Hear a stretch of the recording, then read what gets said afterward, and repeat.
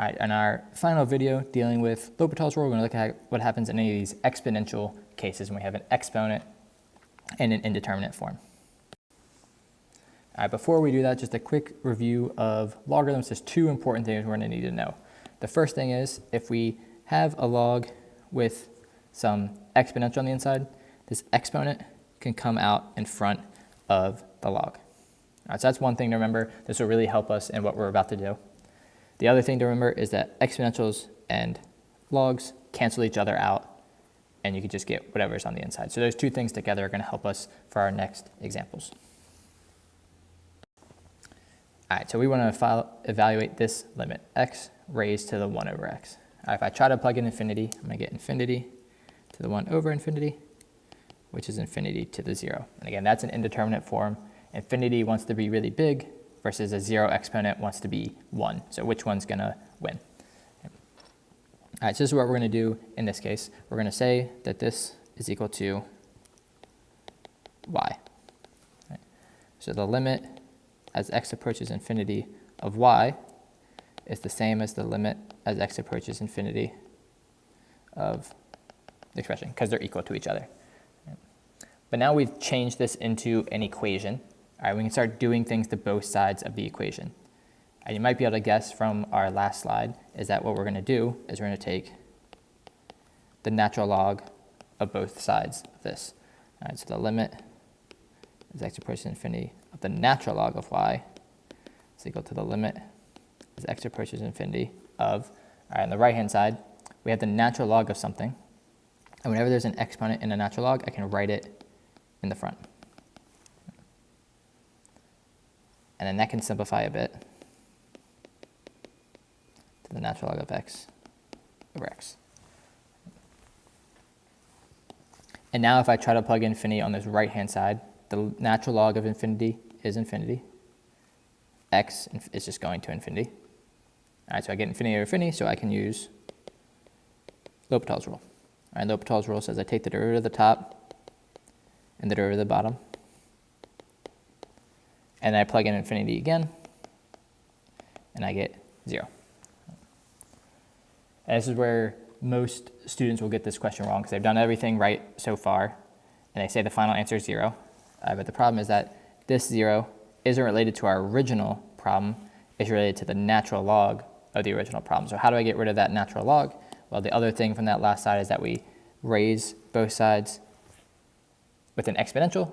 E to the natural log just becomes y.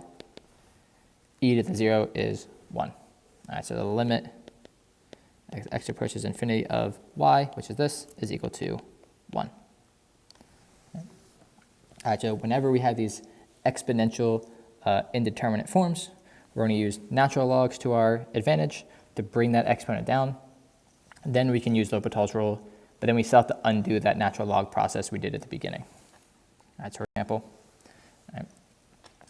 I want you to go ahead and try this one on your own. I try to see if you can copy kind of what we did in the previous slide. All right, see if you can figure out what the limit of this is.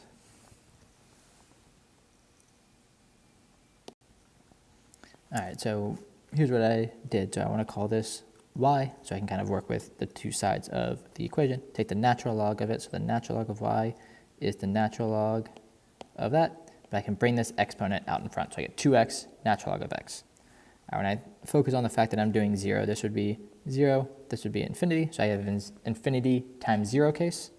Now we go back to the first video from this series of videos, and I can change this part, the simpler part, into a fraction. And now if I were to plug in 0, I'm going to get infinity over infinity. All right, so now I can use L'Hopital's rule, which I did here. I take derivatives and simplify. And once I simplify, now I plug in 0 again and get 0. So again, that's the kind of all the L'Hopital's rule stuff, but you have to remember one more thing when you're doing this. Again, the final answer is not 0, because that's for the natural log of y. So the last thing I do is raise both things with an exponential. E to the natural log cancels out. So my limit is e to the 0, which is 1. All right, so my final answer is 1. All right, so these are all the different ways we can use L'Hopital's rule. So we have 0 over 0 and infinity over infinity. Those are just a straightforward rule of L'Hopital's rule. 0 times infinity, we have to do this thing of rewriting it in a kind of a weird fraction way, and then we can use L'Hopital's rule. Infinity or infinity minus infinity is kind of the outlier. You just get common denominators and combine stuff. And then any of these exponential ones, you're going to use natural logs to your advantage. All right, so those are all our indeterminate forms and how we work with them. Class, we're going to keep practicing all the scenarios where you use L'Hopital's rule.